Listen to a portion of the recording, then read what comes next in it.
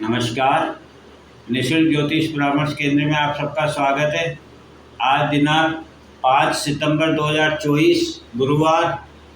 जैसी कि हमारी चर्चा 30 मार्च 2025 को ब्रह्मांड में बनने वाले गोचर प्रभाव पर चल रही है। काफ़ी दिनों से हम इसी विषय पर विचार कर रहे हैं क्योंकि यह विचारणीय है, बहुत महत्वपूर्ण है। ये ब्रह्मांड में जो गोचर बनने जा रहा है यह बहुत कुछ परिवर्तन करने वाला है।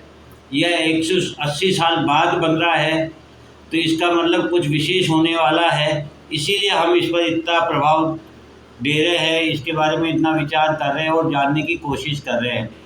तो जैसा कि हम जानते हैं, उस दिन 30 मार्च 2025 को 6 ग्रह मीन राशि में होंगे और उनकी दृष्टि केतु पर होगी, 7वीं दृष्टि। तो 7वीं दृष्टि मेन है, मुख्य है।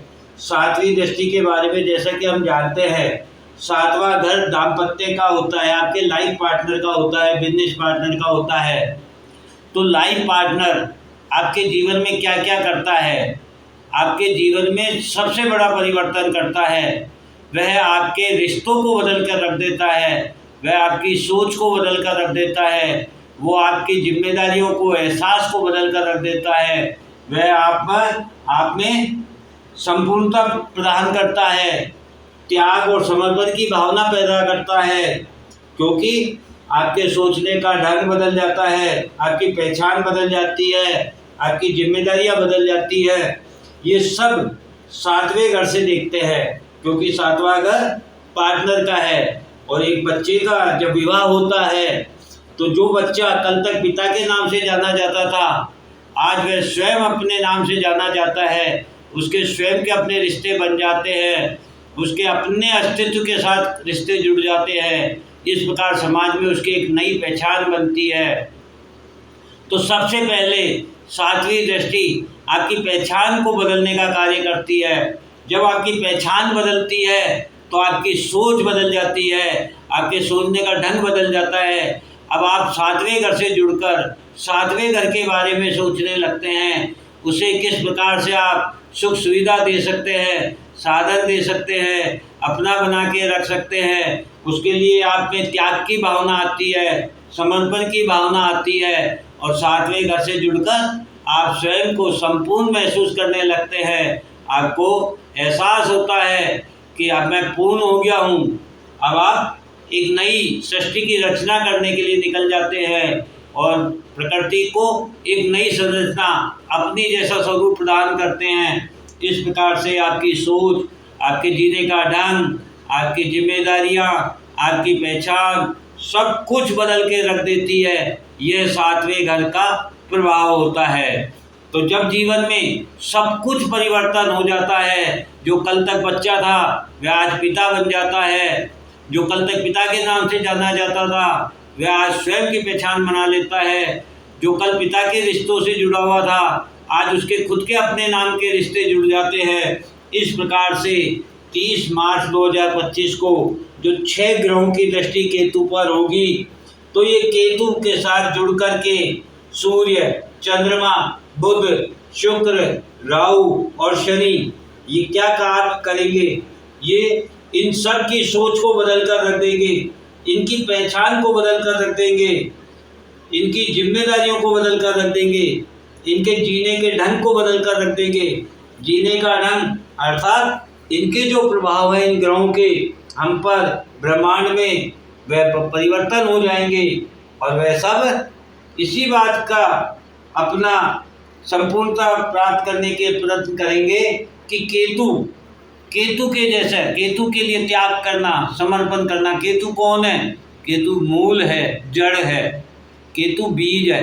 केतु को यदि समझना है तो हमें गणपति को समझना होगा, गणेश जी को समझना होगा।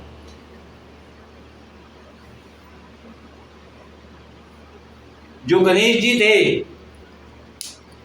जो शिव पार्वती के पुत्र हैं, जब पार्वती ने अपने पुत्र को अपने स्नान गृह के बाहर रक्षा करने के लिए उन्हें आज्ञा प्रदान की, तो गणेश जी ने अपने बल के अनुसार, अपनी बुद्धि के अनुसार, अपनी शक्ति के अनुसार माता के स्नान में व्यवधान ना हो, इस बात की सुरक्षा रखी।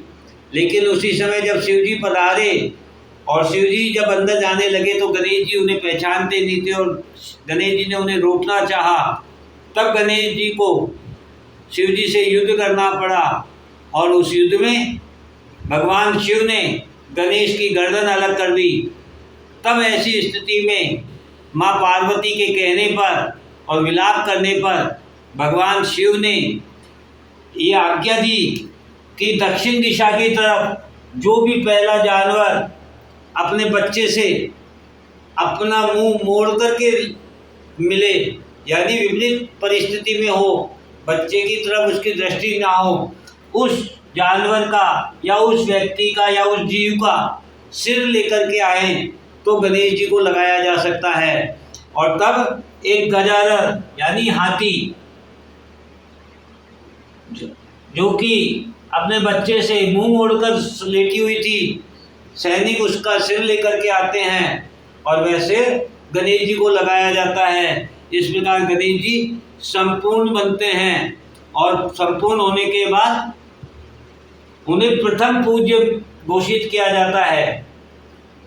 अब यहाँ से इनका जीवन शुरू होता है, यहाँ से गणपति बनते हैं, यहाँ से प्रथम पूज्य बनते हैं, यहाँ से गणेश जी देव बनते हैं। अर्थात जीवन का सबसे बड़ा परिवर्तन यदि हमें देखना है तो वह गणेश जी से देख सकते हैं। और केतु को गणेश का स्वरूप माना गया है क्योंकि केतु के पास भी केवल धड़ है, सिर नहीं है। गणेश जी के पास भी स्वयं का धड़ है, सिर जो है वो गजानन का है, एक हाथी का है। इस प्रकार से हम केतु को गणेश स्वरूप में भी देख सकते हैं। तो जब गणेश जी की कहानी को हम समझते हैं तो हमें ज्ञात होता है कि जो आपको परिवर्तन कर सकता है, जो प्रथम पूज्य बना सकता है, जो आपको देव बना सकता है, जो आपको मोक्ष और मुक्ति प्रदान कर सकता है, वह सब केतु के अधीन है। क्योंकि केतु मूल है, जड़ है, बीज है। इसलिए ये 6 ग्रह जब सातवीं दृष्टि से केतु की तरफ देखेंगे तो ये अपने मूल को जानने का प्रयत्न करेंगे, ये अपने मुख्य उद्देश्य को जानने का प्रयत्न करेंगे। इस प्रकार से उस दिन का जो परिवर्तन है विशेष परिवर्तन है और यही विशेष परिवर्तन इस पूरे विश्व में प्रत्येक मानव पर, प्रत्येक जीव पर पड़ेगा। इसलिए हमें अभी से इस चीज़ को समझना चाहिए और इसके अनुरूप अपने कार्य को, अपनी सोच को, अपनी पहचान को, अपनी जिम्मेदारियों को इस प्रकार से बदलना चाहिए कि हमें संपूर्णता प्राप्त हो सके और त्याग और समर्पण की भावना हमें जागृत हो सके, ताकि हम मोक्ष और मुक्ति के तरफ जा सकें और स्वयं के जीवन को सफल बना सकें। इस प्रकार से हम गणेश जी की कहानी से भी समझ सकते हैं, केतु से भी समझ सकते हैं, सातवीं दृष्टि से भी समझ सकते हैं, सातवें घर से भी समझ सकते हैं। इस प्रकार से हम इस प्रभाव को यदि समझेंगे तो हम जानेंगे कि वास्तव में बहुत बड़ा परिवर्तन होने वाला है जो हम पर विशेष प्रभाव डालेगा। इसलिए हमें अभी से अपने आप को बदल लेना चाहिए, इसके अनुरूप कार्य करना चाहिए, इसके अनुरूप अपनी सोच बना लेनी चाहिए, अपनी पहचान बना लेनी चाहिए, अपनी जिम्मेदारियों को पूर्ण करना चाहिए ताकि हमें संपूर्णता प्राप्त हो सके। इस प्रकार से यह दृष्टि प्रभाव आपको प्रभावित करने वाला है। जय हिंद, जय भारत।